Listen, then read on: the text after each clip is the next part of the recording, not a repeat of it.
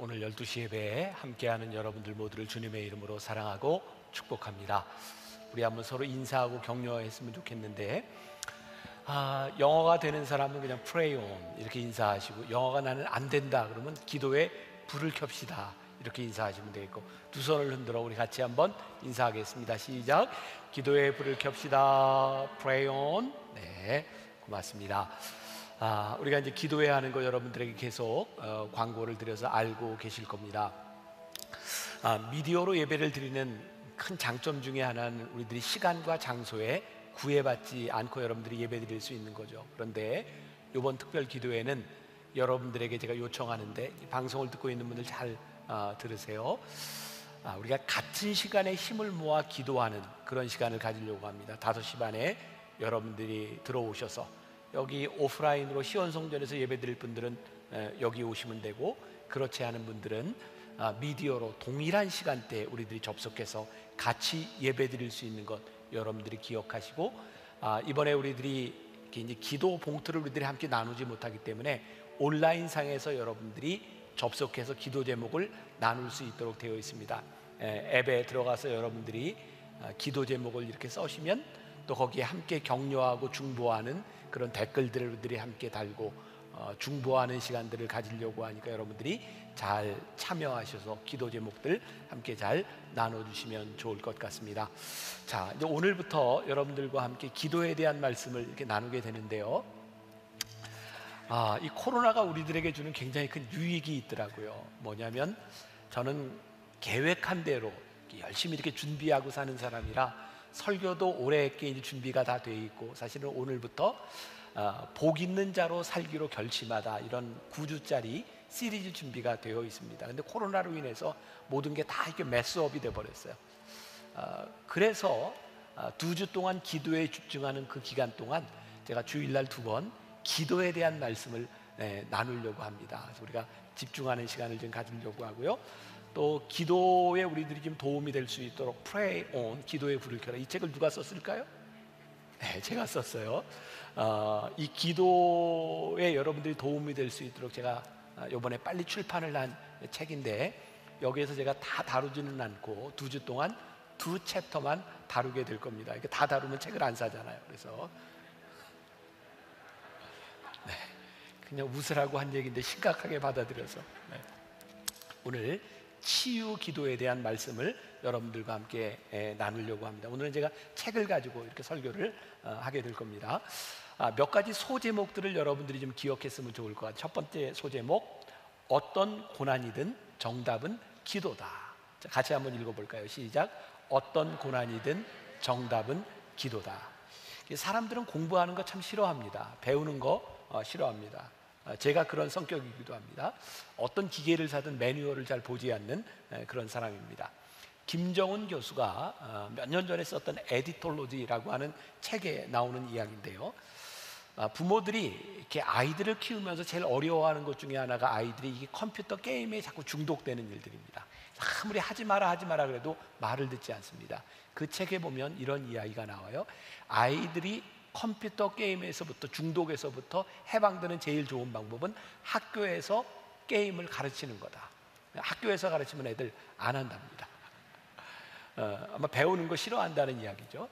이게 학교라고 하는 말이 스쿨이라고 하는 영어의 단어는 그리스어의 스콜레라고 하는 데서 유래를 하고 있는데, 이 말은 우리의 교양을 더하다, 우리들의 삶을 풍성하게 하다, 그런 의미를 가지고 있습니다. 사실 학교 배운다고 하는 것은 굉장히 중요한 일인데 그걸 우리들이 싫어하는 거죠. 저는 기도에 대해서도 그렇게 적용해 볼 수 있다고 생각하는데, 우리들이 기도할 수 있습니다. 아무 때나 어디서나 기도할 수 있습니다. 그러나 우리가 기도에 대한 공부를 하고 나면, 기도에 대해서 배우고 나면 우리들이 훨씬 더 풍성한 기도를 할 수 있으리라고 생각해요. 그리고 이번에 우리들이 2주 동안 함께하는 이 기도의 시간들이 우리들에게 그런 유익을 가져다 줄 수 있다고 생각합니다. 자, 오늘 우리가 읽은 야고보서 말씀, 야고보서 5장 13절부터 16절까지 말씀을 어떤 사람은 그렇게 표현을 했더라고요. 기도의 매뉴얼이다. 이 말씀은 여러분들이 많이 들어보셨고, 여러분들이 기도하는데 한번 읽어보고 적용하면 좋은 말씀이에요. 야고보서 전체는 108구절로 되어 있는데요, 그 중에 60구절이 명령형으로 되어 있답니다. 야고보서는 우리들의 삶의 실천적인 부분을 이렇게 하라, 이렇게 하라 구체적으로 이야기해 주고 있습니다. 그래서 여러분들이 야고보서를 보면 여러분들이 신앙생활에 굉장히 도움이 되는 부분이기도 해요. 오늘 이 야고보서 말씀의 기도 매뉴얼에 보면 고난당하는 자가 있느냐, 고난당하는 자는 뭐 하라고요? 기도하라, 이렇게 이야기를 하고 있어요. 우리 그리스도인들에게 우리들의 삶의 고난은 두 가지 이유가 있는 것 같아요. 하나는 우리들의 죄로 인해서 당하는 고난이에요. 그러니까 여러분들, 혹시 우리가 지금 고난을 당하고 있다면 혹시 내가 뭔가 잘못한 것 아닌가 돌아볼 필요가 있어요. 또 하나의 고난의 이유가 있다고 하면 선을 행하다 우리가 당하는 고난이 있어요. 참, 우리가 이거 받아들이기 참 힘든 일인데, 우리가 죄를 지어도 우리들이 선을 행해도 우리는 고난을 당해요. 이 고난이라고 하는 놈은 우리들의 삶에서 비껴갈 수 있는 것이 아니에요. 고난은 늘 우리들 가운데 있어요. 그런데 성경은 오늘 우리들에게 너희들이 고난을 당할 때 기도해라, 그리고 그것이 죄로 인한 것인지 선을 행함인지, 만일 우리들이 죄로 인하여 고난을 당하고 있을 때 우리들이 기도하면 굉장히 큰 유익이 있는데, 그것이 뭐냐면 우리로 하여금 회개로 인도한다는 거죠. 자, 요한일서 1장 9절 말씀을 한번 보겠습니다. 같이 한 목소리로 시작. 만일 우리가 우리 죄를 자백하면 그는 미쁘시고 의로우사 우리 죄를 사하시며 우리를 모든 불의에서 깨끗하게 하실 것이요. 여기에 뭐라고 되어 있어요? 우리가 죄를 자백하면, 회개하면 우리를 깨끗하게 하신다는 거예요. 그러니까 우리들이 고난 가운데 우리들의 죄를 발견하게 될 때 우리들이 회개 기도를 하면 어떤 유익이 있어요? 하나님이 우리의 죄를 사하시는 거죠. 죄가 사함으로 인하여 우리들에게 나타날 수 있는 또 많은 현상들이 있어요. 지금 많이 어려운 때를 지나가고 있으니까 제가 종종 지나가다 보면 교인들 가운데 저에게 기도를 부탁하는 분이 있어요. 목사님, 저를 위해 기도해 주세요. 이런 기도 제목이 있습니다. 여러분들도 신앙생활을 하다 보면 주변에서 그렇게 기도 요청하는 분들이 있죠. 여러분들이 그런 요청을 받을 때 여러분들은 어떤 반응을 하세요? 둘 중에 하나일 것 같아요. 어떤 분은 참 어려운 때를 지나가고 있군요, 제가 중보하겠습니다, 이런 분이 있는가 하면, 아니 나도 힘든데 왜 자기 기도까지 나한테 부탁해, 지 기도는 지가 하지, 이러는 분도 있을 거예요. 그렇죠. 그럴 것 같아요. 왜냐하면 모든 사람이 동일하지 않거든요. 중보 기도의 은사와 긍휼의 마음을 가진 사람은요, 남이 기도 부탁을 할 때 그게 가슴에 와 닿아요. 기도해야지. 그런데 그런 특별한 중보 기도가 없는 사람들은 그 기도가, 누구의 기도 부탁이 부담이 되기도 합니다. 그러니까 저는 목회적인 차원에서 누군가 기도 부탁을 할 때, 저는 생각할 때 제가 이렇게 중보 기도의 은사가 있는 사람은 아닌 것 같아요. 중보 기도는 또 중보 기도에 은사가 있는 분들이 있죠. 근데 저는 그런 얘기를 들으면 목회적으로 이런 생각이 들어요. 그분들의 기도 제목을 들으면서 하나님께서 저분들의 기도 제목을 통해서 어떤 역사를, 어떤 계획을 가지고 계시는가.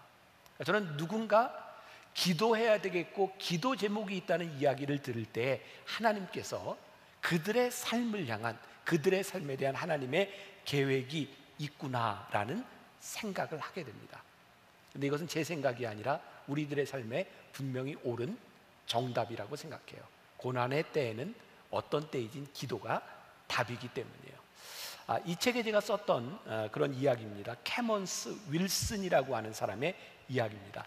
이 책이 상당히 많이 팔렸던데 샀다고 다 보지는 않았죠. 네, 제가 쓴 이야기를 좀 해드릴게요. 이 캐먼스 윌슨이라고 하는 사람은 미국의 유명한 호텔 체인인 홀리데이 인이라고 하는 호텔을 만든 사람이에요. 이 사람이 하루는 회사에서 해고를 당합니다. 그 기분이 어떨까요? 내가 뭘 잘못했을까? 분노가 생겼을지도 모르고 화가 났을 겁니다. 그러니까 아무것도 할 수 없는 그런 가운데서 그 아내가 신앙인이었는데 남편에게 이렇게 이야기를 하죠. 이 어려운 상황 가운데서 진지하게 하나님께 기도해 보세요. 그리고 이 사람은 하나님께 진지하게 기도하기 시작했고 그의 인생에서 새로운 사업을 시작합니다. 그러니까 집을 이제 담보로 맡기고 사업을 시작했고, 사업을 하면서 여기저기 이제 출장을 다니게 되었는데, 출장을 다니면서 이분에게 거룩한 불만족이 생긴 거예요. 싼 호텔에 들어가면 지저분하고 불편하고, 비싼 호텔에 들어가면 돈이 많이 들고. 그래서 이 사람의 마음속에 조금 싸면서 깨끗하고 편안한 호텔을 만들 수는 없을까. 그래서 이 사람이 홀리데이인이라고 하는 체인을 만들게 되죠. 거룩한 불만족, 때때로 우리들의 길이 막힐 때에 또 다른 길을 열어주시는 일이죠. 우리들이 가끔 그런 얘기 하잖아요. 사방이 막혀 있을 때 우리는 어디를 봐요? 하늘을 봐요. 열려 있을 때는 보지 못하던 하늘을 보면서 하늘의 일을 우리들이 경험하게 되는 거죠. 그래서 고난을 당하고 힘든 자들에게 기도는 우리들에게 새로운 것을 보게 하는 것. 그래서 기도는 우리의 인생의 고난 가운데서 답이 되고, 우리의 질병 가운데서 우리들이 응답을 받을 수 있는 아주 중요한 통로가 되는 것이 기도인 거죠. 그런데 이 기도는 저절로 그냥 되어지는 것이 아니라 우리들이 기도에 대해서 듣고 배우는 것이 필요하다는 생각을 해요. 조금 전에도 이야기했지만 우리들이 2주 동안 함께 이제 기도하려는 시간을 가지려고 하는데, 어느 때든지 어디서든지 우리들이 기도할 수 있어요. 그러나 특별한 시간에 우리들이 모여서 기도하는 것은 우리들에게 굉장히 새로운 경험이 될 수 있어요. 제가 여러분들의 영적 리더라고 생각하세요? 안 하세요? 한 사람만 대답을 하셨네. 네, 어떻게? 저 담임 목사인데. 네, 제가 담임 목사로 여기에 서 있는 것은 제가 여러분들을 영적으로 인도해야 될 책임이 있는 사람이죠. 하나님께서 이때를 지나가면서 저에게 왜 만나교회 성도들과 함께 2주 동안 기도하라고 하는 마음을 주셨는가? 그것은 분명히 하나님께서 저로 하여금 여러분들을 영적인 단계로 이끌어 가도록 하시는 인도하심이 있다고 생각해요. 그리고 이 시기가 우리들이 지금까지 살아보지 못했던, 아마 6.25를 경험한 그 이후 세대들에게 어쩌면 가장 어려운 시간이 될 수 있는, IMF 때보다도 훨씬 더 어렵다고 하는 이 시기를 지나가고 있는 우리들에게 기도의 마음을 주셔서 모이게 하신 것은 우리들에게 특별한 배움과 나눔의 시간이 될 수 있다고 생각하는 거죠. 오늘 본문 말씀 가운데 야고보서 5장 13절 말씀 다시 한번 봅니다. 너희 중에 고난당하는 자가 있느냐? 그는 뭐예요? 기도할 것이요. 즐거워하는 자가 있느냐? 그는 찬송할 것이요. 이 말씀을 보다가 저에게 제가 동그라미 2개를 쳐놨는데, 기도한다는 것과 찬송한다는 것이 다른 단어가 아니라 저에게는 동의어라는 생각이 들었어요. 고난을 당하는 자는 기도로 기도하고요, 즐거울 때는 우리들이 찬송으로 기도해요. 말이 되나요? 저는 기도도 찬송도 우리들이 하나님 앞에 우리들이 반응할 수 있는 굉장히 좋은 기도라고 생각하거든요. 그런데 이 찬양은 그냥 나오는 건 아닌 것 같아요. 자, 제 주변에 있는 사람들, 우리 이제 부목사님들이 가끔 저한테 그런 이야기를 해요. 목사님 또 찬양하네요. 저는 이렇게 습관적으로 찬양을 많이 하는데 굉장히 즐거울 때 찬양이 나오고요, 굉장히 힘들 때 찬양이 나와요. 힘들 때 찬양이 나오고 즐거울 때 찬양이 나오는데, 저에게는 두 가지가 힘들고 어려울 때도 기쁠 때도 상황이 늘 동일해요. 저에겐 기대감이 있어요. 그래서 저는 찬양을 하게 되는 것 같아요. 자, 성경 말씀을 한번 봅니다. 사도행전 16장 25절과 26절. 자, 같이 한번 한 목소리로 읽어봅니다. 시작. 한밤중에 바울과 실라가 기도하고 하나님을 찬송하며 죄수들이 듣더라. 이에 갑자기 큰 지진이 나서 옥토가 움직이고 문이 곧 다 열리며 모든 사람의 매인 것이 다 벗어진지라. 이게 사도행전 16장에 나오는 말씀이에요. 제가 조금 설명을 할게요. 사도 바울이 이방인들을 위해 선교하고자 하는 열정을 가지고 저기 아시아로 가려고 했는데 성령이 막았어요, 열어줬어요? 막으셨어요. 몇 번이나 가려고 했지만 막으셔서 사도 바울이 결국 어디로 가죠? 마게도니아인이 손짓하는 것을 바라보고 유럽으로 향하게 됩니다. 그 유럽의 첫 관문이 어디요? 빌립보예요. 지금 사도 바울이 갇혀있는 이 감옥이 어디냐면 빌립보 감옥인 거예요. 사도 바울이 빌립보에 가서 복음을 전하고 기적도 일으켰는데 사도 바울이 어디에 갇혔어요? 감옥에 갇혔어요. 근데 여기 사도 바울과 실라가 감옥에 갇혀서 지금 기도하면서 뭘 하고 있다고요? 찬송을 하고 있는 거예요. 사도 바울은 왜 감옥에 갇혀서 기도하고 찬송을 하고 있을까요? 이걸 우리들이 좀 생각해 볼 필요가 있어요. 사도 바울은 지금 감옥에서 절망을 느끼고 있는 게 아니에요. 사도 바울이 찬양하고 있다고 하는 것은 어쩌면 그의 삶에 대한 기대감과 여기에 감사가 있는 거예요. 이유가 뭔가? 사도 바울이 그렇게 아시아로 가려고 하는데 계속 성령이 막으시고 빌립보로 인도하셔서 감옥에 들어와 있는데 사도 바울의 마음 가운데 어떤 생각이 드는 거예요? 내가 재수 없이 감옥에 갇힌 게 아닌 거예요. 하나님이 나를 인도하셔서 여기까지 오게 하셨고 지금 내가 감옥이라고 하는 이 고난 가운데 처하게 하신 데 이유가 있어요, 없어요? 이유가 있는 거예요. 하나님이 날 여기에 있게 하신 거예요. 그래서 바울과 실라가 찬송하고 기도하죠. 그런데 어떤 일이 일어났어요? 옥터가 흔들리고 옥의 문이 열리고 그들을 메었던 쇠사슬이 끊어졌어요. 만일 사도 바울이 이 옥에 갇힌 것이 저주라고 생각하고 이 옥에서 벗어나기 위해서 기도하고 찬송했다면 옥 문이 열리고 쇠사슬이 풀어졌을 때 어떻게 해야 돼요? 도망가야 돼요. 제 말이 맞죠? 근데 사도 바울이 거기서 도망가지 않았다고요. 옥의 문이 열리고 쇠사슬이 끊어졌는데 거기에서 도망간 것이 아니라 그것에 떨고 있는 죄수에게 복음을 전하고 있어요. 그러니까 사도 바울이 이 감옥 안에서 찬송하고 기도할 수 있었던 이유가 그의 인생에 닥친 감옥이라고 하는 고난이 절망이나 재수 없이 나에게 이곳에 있게 하신 것이 아니라 이곳에서 하나님의 뜻과 인도하심이 있다고 믿었을 때에 그는 거기에서 찬송하고 기도해요. 우리가 앞으로 2주 동안 함께 모여서 찬송하고 기도할 수 있는 이유가 뭐예요? 우리가 고난 가운데 우리들의 인생에 겪어보지 않았던 힘든 일 가운데 처해 있는데 하나님의 인도하심이 있어요, 없어요? 있어요. 만일 우리가 이것을 믿지 못한다면 우리들이 기도해야 될 이유가 우리가 어떻게 찬송할 수 있겠어요?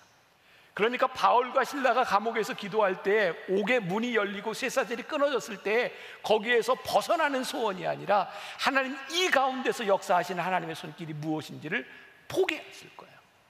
그래서 소제목 하나, 육체와 마음의 질병, 그 고난에 넘어 있는 것을 볼 수 있어야 될 것 같아요.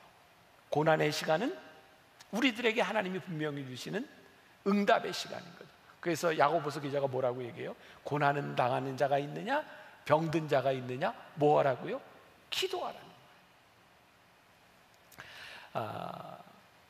이 책에 제가 쓴 이야기 중에 하나인데 인도의 성자라 불리우는 썬다싱이라는 사람이 있습니다. 10대 때 예수를 믿고 그는 성자로 추앙받은 사람이에요. 이 사람에게 별명이 하나 있습니다. 히말라야의 성자. 그 인도와 그 미얀마 이쪽 접경에 있는 네팔 접경에 있는 히말라야를 넘나들면서 복음을 전하다가 이 사람은 죽었어요. 시신이 어디에 있는지 지금도 알지 못해요. 유명한 성자로 추앙을 받는 썬다싱이 영국에 갔을 때 사람들이 이런 질문을 합니다. 당신은 왜 힌두교에서 기독교로 개종을 했습니까? 기독교와 힌두교의 차이가 뭐라고 생각합니까? 그때 썬다싱은 이렇게 얘기합니다. 부활하신 예수가 살아있는 것, 그래서 나는 기독교인이 되었고 예수를 믿습니다. 살아계신 하나님, 부활의 하나님을 우리들이 믿지 못한다면 우리의 기도와 우리의 신앙이 무슨 의미가 있겠어요? 예전에 그런 영화들 보셨죠? 우리 세대에는 배너, 쿠어바디스, 또 조금 젊은 세대는 글래디에이터, 이런 영화들, 그 로마에서 그 원형극장에서 싸움하는 검투사들, 또 사자에게 물려 죽는 것들, 그런 것들 많이 보셨을 거예요. 그때 사람이 죽느냐 안 죽느냐 결정하는 것이 누가냐면 거기에 있는 황제였어요. 이렇게 엄지손가락을 올리면 살리는 겁니다. 이렇게 하면 죽는 겁니다. 사람들은 황제의 엄지손가락을 보면서 떨고 소망을 가집니다. 그런데요, 그 검투사들 속에서 그 원형극장에서 황제의 손가락에 좌우되지 않는 사람들이 있어서 그게 누구? 그리스도인들이었어요. 그리스도인들을 잡아 죽이고 황제가 손가락을 어떻게 하든 거기에 좌우되지 않는 사람들, 그들은 죽음이 끝이 아니라 부활의 소망을 보았던 사람들이에요.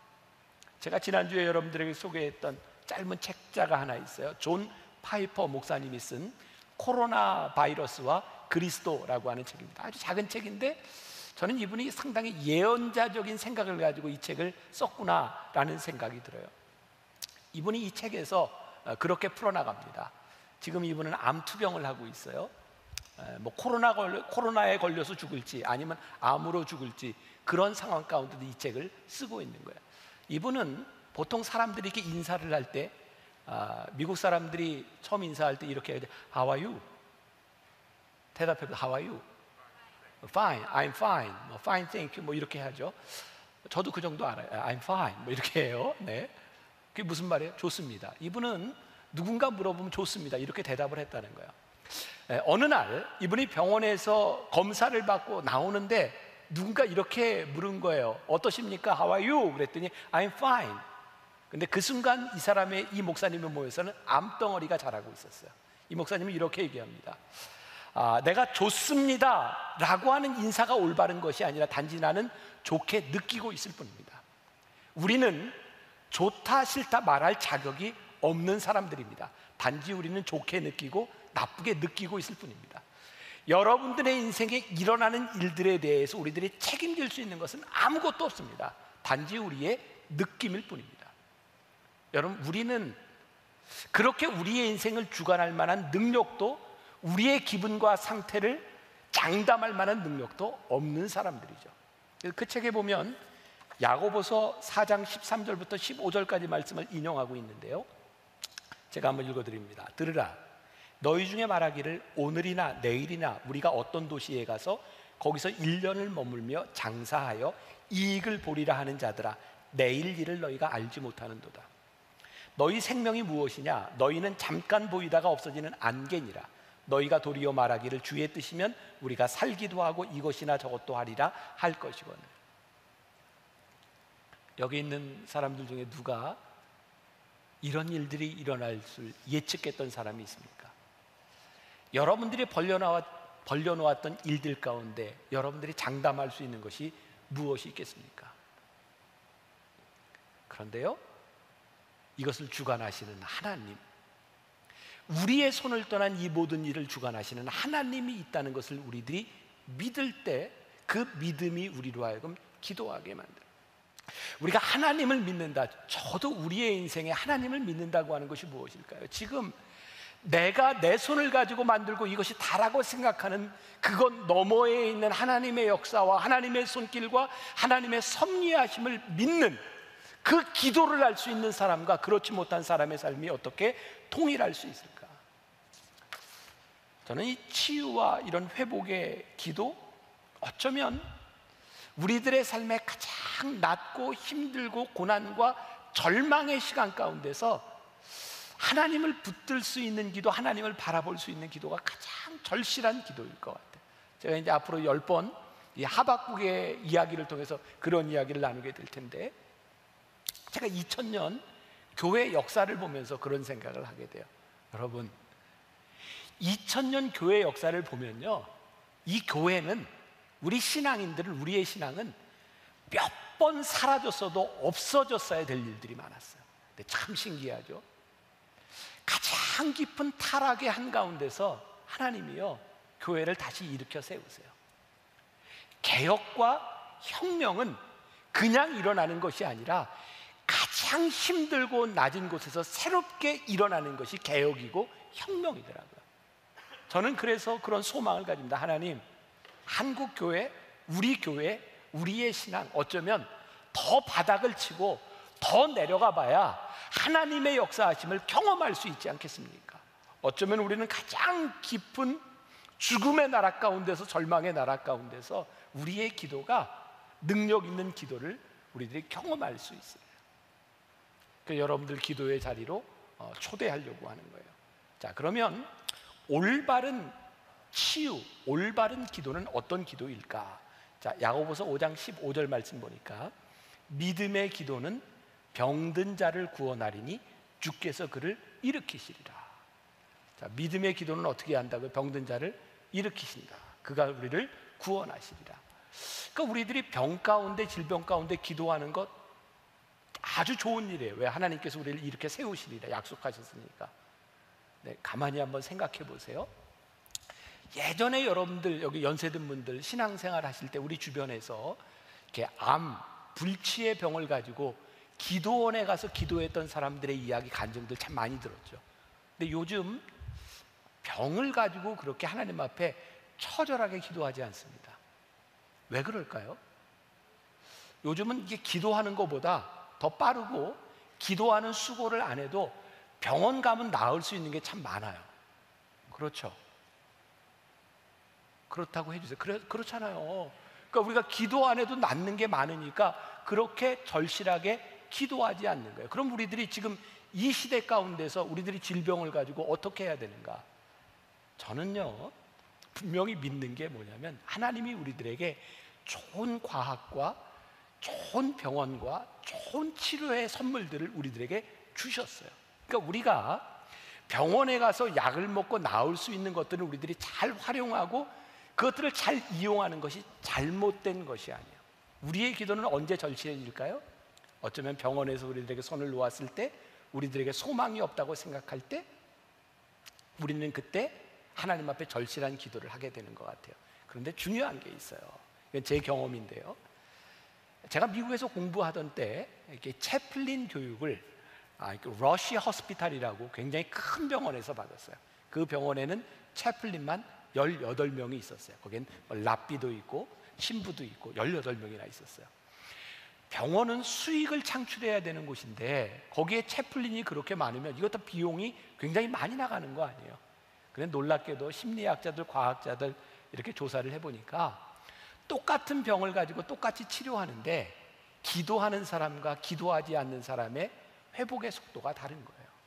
여러분, 하나님이 우리 가운데 역사하시고 우리들이 치료의 과정을 통해서 치료를 받으면서 하나님께 우리들이 기도한다는 것이 얼마나 중요한지, 단순히 병이 빨리 낫는 것을, 그것만의 의미가 아니라 저는 우리들에게 진짜 좋은 기도가 필요하다고 생각해요. 똑같이 병원에 가고 똑같이 치료를 받지만 하나님, 좋은 의사를 만나게 하시고 좋은 약도 만나게 하시고 하나님의 인도하심 가운데 우리들에게 평안한 마음을 주시고, 그것들이 우리들의 이 치유의 과정에서 얼마나 필요한 일들인지 몰라요. 그래서 우리들이 구분할 필요가 있어요. 우리들이 가지고 있는 질병 가운데서 이것이 생리적인 우리들의 육체적인 것에 대한 문제인지 아니면 영적인 것에 대한 문제인지를 구분할 수 있는 지혜가 필요해요. 예를 들어서 우리가 잘못하면, 제가 영월에서 처음 목회를 할 때였어요. 그때는 제가 이제 대학원도 학교 이제 서울에서 다니면서 목회도 하고 그럴 때였는데, 제가 서대문에 있는 학교에서 수업을 마치고 그 교회까지 가려고 하면 한 7시간 걸렸어요. 차를 몇 번 갈아타고. 그때 저희 아내가 첫 아이를 임신하고 있었는데 입덧이 굉장히 심했어요. 근데 영월에서 이제 차를 타고 마지막 수라리 고개라고, 이런 고개를 넘어서 저희 교회에 있는 곳에 딱 도착하면 제 아내가 오바이트를 하는 거예요. 입덧이 심해서. 근데 그 동네 사람들이 베레아라고 하는 그런 약간 이단적인 데 이렇게 들어가 있던 분들인데 거기에 설교 테이프를 많이 들었던 사람이에요. 제 아내가 막 입덧을 하면 이렇게 얘기했어요. 입덧막이 들었네. 참 신기하더라고요. 입덧막이가 애 낳으면 떠나가요. 또 그 동네에서는 머리만 아파도 뭐라고 하냐면 두통막이라는 거예요. 참 신기해요. 두통막이가 아스피린에 물러가요. 굉장히 우매하죠.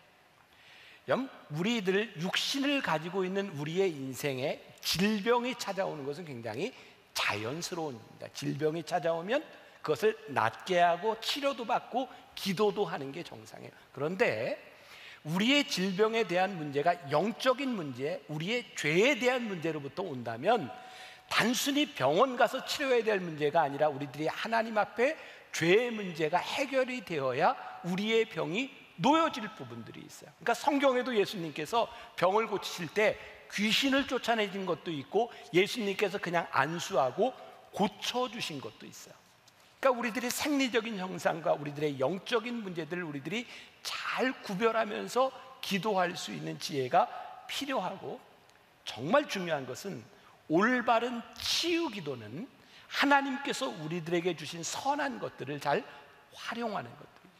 제가 어제도 그렇고 오늘 10시 예배도 그렇고 지금 예배도 그렇고 우리 교회 의사들이 많다 보니까 제가 이런 얘기를 하는 게 참 미안한데, 이게 제가 한 얘기가 아니라 벤자민 프랭클린이라고 한 사람이 한 얘기예요. 치료는 하나님이 하시고 치료비는 의사가 받는다. 근데 저는 옳다. 의사가 가지고 있는 자기의 능력이 아니라 하나님께서 우리를 인도하신 우리의 삶 가운데서 우리들에게 주신 선한 것들. 그래서 10시 예배 인도하는데 앉아있던 우리 권사님 중에 한 분이 병원을 오픈할 때 제가 예배를 드릴 때 그런 얘기 했던 적이 있어요. 목사님, 저는 꿈이 있습니다. 교회 같은 병원을 한번 운영하고 싶습니다. 그분은요, 환자들이 오면 치료만 하는 게 아니라 이분이 믿음을 가지고 상담을 많이 해줘요. 제가 우리 교인들 중에 그래서 그분에게 환자들을 많이 보내요. 이분은 병에 대한 문제보다도 권사님이 좀 들어주고 상담을 해줄 필요가 있어요. 기도는 세상 의학과 반대되는 것이 아니라 하나님이 우리들에게 주신 축복을 우리들이 기도하면서 함께 가는 과정이라고 하는 것도 우리들이 기억할 필요가 있어요. 오늘 이제 말씀의 마지막이에요. 치료의 과정을 통해서, 치유의 과정을 통해서 하나님이 우리들에게 주시는 가장 큰 유익이 있는데, 이 과정을 통해서 우리들이 하나님과 동행하며 우리들의 삶을 교정하게 되는 거예요. 언젠가 제가 신문에서 보았던 내용인데, 저기 샘물 호스피스 그 원목으로 있는 원주희 목사님이 인터뷰에서 이런 얘기를 했어요. 제가 좀 읽어드릴게요. 우리나라 교회들이 웰빙 목회만 해요. 기도만 하면 산다는 거죠. 그런데 더 중요한 것이 웰다잉입니다. 우리 중 영원히 살 사람은 아무도 없습니다. 살다 죽을 텐데 잘 죽는 것을 가르쳐야 합니다. 여러분 한번 생각해 보세요. 지난 수십 년 여러분들 신앙생활을 하면서 여러분들 주변에 신유의 은사를 경험하고 병 나은 사람들 많잖아요. 그 사람들 중에 죽은 사람 많죠? 병이 나음을 받아도 영원히 살지 않습니다. 진짜 중요한 것은요, 우리들의 병이 낫는 그 순간이 중요한 것이 아니라 그 병이 낫는 순간과 그 과정을 통해서 하나님께서 우리들에게 어떤 것을 주시고 우리들이 그 시간들을 통하여 어떤 영적 유익을 얻느냐가 훨씬 더 중요한 거예요. 그래서 빌립보서에서 사도 바울은 이렇게 얘기해요. 죽는 것도 유익합니다. 죽는 것도 유익합니다. 이게 얼마나 중요한 일인지 몰라요. 기도에서 병이 낫는 것도 참 중요한데 이 과정을 통하여 하나님과 동행하는 것. 제가 지난주에 갑자기 돌아가시게 된 우리 교회 원로 장로님 이야기를 잠깐 한 적이 있어요. 제가 토요일 날 예배를 드리는데 그 장로님 가족들이 저 뒤에서 예배를 드리는데 예배 시간 내내 이렇게 눈물을 훔치고 있더라고요. 교인이 많지 않으니까 그 모습이 이렇게 보여요. 제가 어제 설교하다 그런 얘기했어요. 장로님이 갑자기 돌아가신 것이 참 슬프고 마음 아픈데 진짜 감사한 것이 그분이 짧은 치료의 과정을 통하여 주님과 함께 동행하며 돌아가셨다는 것이 이 가정의 큰 축복입니다. 하나님과 함께 동행하며 끝까지 투병하며 그렇게 돌아가신 것이 참 축복입니다. 그런 믿음의 고백을 했어요.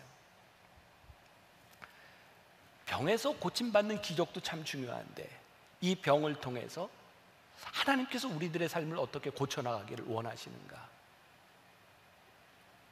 이 치유의 과정이 중요하다. 여러분 가만 또 생각해 보세요.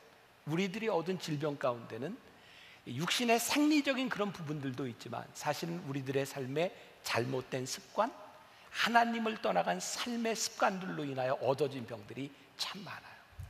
근데 이 치유 기도의 과정을 통하여 병이 낫는 것뿐만 아니라 우리들의 삶이 하나님 앞에 올바르게 세워지는 것이 얼마나 복된 일인지 몰라요. 아마 만나교회 오신 지 몇 년 안 되는 분들, 어떤 이제 오래된 분들도 이미 다 이제 좀 잊혀진 부분 중에 하나일 텐데 잘 상상이 안 되시죠? 제가 예전에 이렇게 서서 설교도 못하고 이렇게 의자에 앉아서 설교했던 때가 몇 년 있었어요. 중간중간. 그때는 제가 주일날 설교를 4번, 5번 이렇게 할 때였는데 설교를 하고 나면 발가락, 발바닥이 막 저렸어요. 왜냐하면 너무 어지러워서 서 있는 게 힘들으니까 발에 힘을 주고 서 있다가 저린 상태에서 설교 마치면 제 사무실에 가서 30분 누워 있다가 또 와서 여기서 설교하고 또 누워 있고 그렇게 한 2년 반 동안은 계속해서 그런 시간들을 가졌어요. 강단에 서는 것이 굉장히 두려웠어요. 내가 설교를 마칠 수 있을까? 그래서 정말 하나님께 간절히 기도하고 힘든 시간들을 지나왔어요. 그 힘들고 어려울 때 제가 뭐 응급실에도 실려가고 구급차를 타고 가고 이런 시간들 가운데서 저에게 한 가지 분명한 거 있었어요. 죽음이 두렵지는 않았어요. 그런데 그렇게 사는 게 두려웠어요. 어떻게 이해가 되실지 모르겠어요. 죽는 게 두려운 게 아니라 그렇게 아프게 살아야 되는 시간들이 두려웠어요. 너무 아프고 힘드니까. 지난주에 제 아내가 지금까지 한 번도 그런 얘기를 한 적이 없는 저한테 그때 이야기를 하더라고요. 그때 자기는 속으로 아마 제가 죽을 거라고 생각했나 봐요. 그래서 혼자가 되면 어떻게 사나 걱정을 했대요. 애들 둘 데리고 또 시집 가기는 좀 그렇고 이제 혼자 애들을 키우면서 살아야 되는데 뭘 먹고 사나. 제 아내도 신학을 했거든요. 그래서 여자 전도사 그 월급 가지고 아이들을 어떻게 키울까 그런 걱정을 했대요. 그러니까 그 순간이 저와 제 아내 저희 가정에 있어서는 그렇게 죽음을 생각하고 살아가는 그 힘든 시간들이었어요.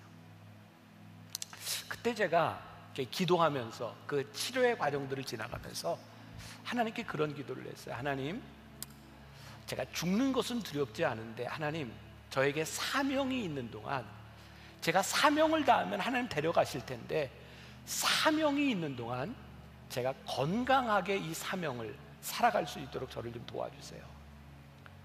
그러면서 그때 제가 이제 병원에 가서 선생님들하고 상담도 하고 치료를 받고 하는 과정 가운데서 제 몸이 다 망가져 있는 거예요. 죄를 지어서 망가진 게 아니라 진짜 너무 열심히 살아서 다 망가졌었어요. 그리고 몸을 고치는 치료의 과정들이 있었어요. 가끔 우리 교인들이 옛날 사진 나올 때 저보고 저도 깜짝깜짝 놀라요. 저게 나였나? 옛날에 제가 이렇게 멋있질 않았어요. 제가 이게 10몇 킬로를 뺀 몸이니까 이 키도 작은데 얼마나 뚱뚱하고 몸이 얼마나 힘들었겠어요. 근데 그 과정들을 지나오면서 저에게 하나님이 깨닫게 하신 거예요. 그리고 이 치료의 과정들을 통해서 제가 하나님을 붙들고 의지하면서 하나님, 제가 살아있는 동안 제 생명과 제 삶을 제가 제 마음대로 주관할 수 있는 능력이 있는 것은 아니지만 제가 하나님 앞에 쓰임받은 그 순간까지 제가 제대로 쓰임받을 수 있도록 제 삶을 고쳐나가고 교정하고 노력하겠습니다. 여러분들의 삶에 어쩌면 이 기도의 시간들, 이 치유의 기도와 회개의 시간들이 그 순간으로 끝나는 것이 아니라 이 과정들을 통하여 우리들이 하나님과 함께 동행하고 우리들의 삶을 교정해가고 그리고 우리들의 웰비잉에서 끝나는 것이 아니라 웰다잉, 내가 죽는 것도 유익합니다 하나님 앞에 말할 수 있는 그 과정들을 살아가는 이 시간들이, 이 기도가 우리들에게 얼마나 귀한가. 우리가 이번 2주 동안 이 기도의 시간을 통하여 기도의 불을 켜고 절망에서 소망을 바라보며 우리의 삶을 교정해 나갈 수 있는 그런 축복의 시간이 되기를 주님의 이름으로 간절히 축원합니다. 우리 같이 예수 나의 치료자, 우리 함께 찬양하면 좋겠습니다. 예수 나의 좋은 치료자, 그의 눈이 머무는 곳은 나의 슬픔과 고통. 자, 우리 함께 믿음으로 고백하며 이렇게 찬양합시다.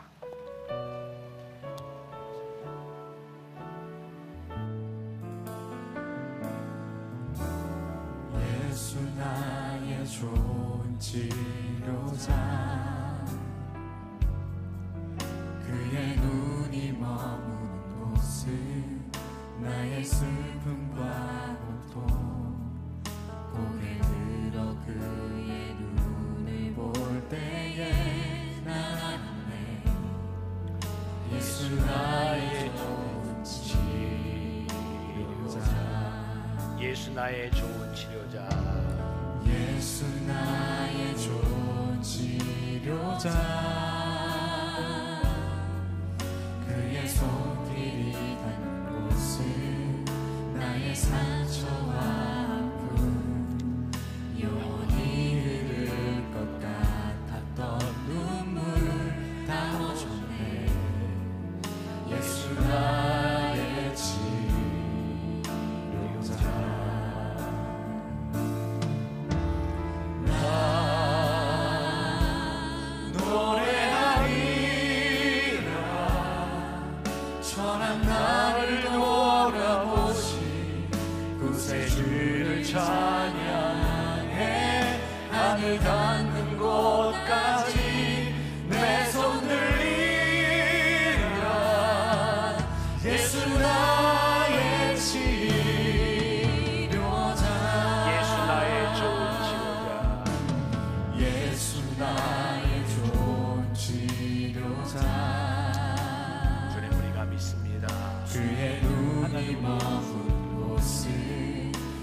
우리를 새롭게 하실 하나님,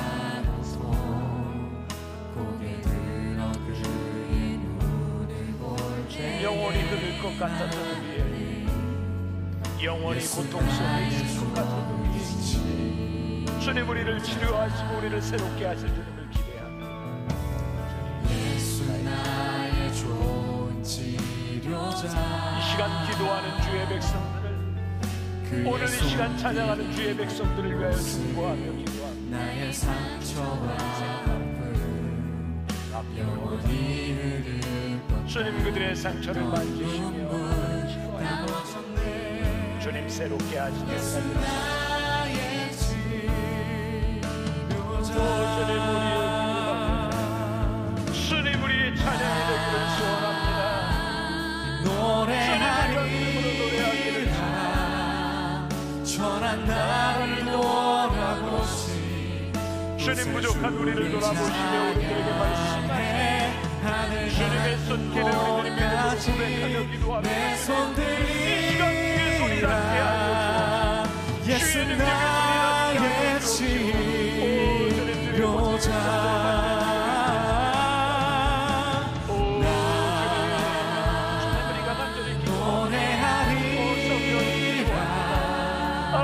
전한 나를 돌아보시 구세주를 찬양해 하늘 닿는 곳까지 내 손 들리라 예수 나의 치료자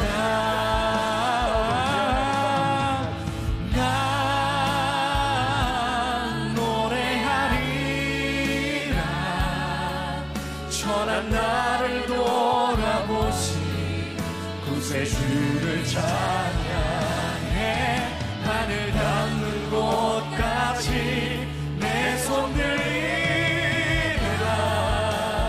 예수 나의 치료자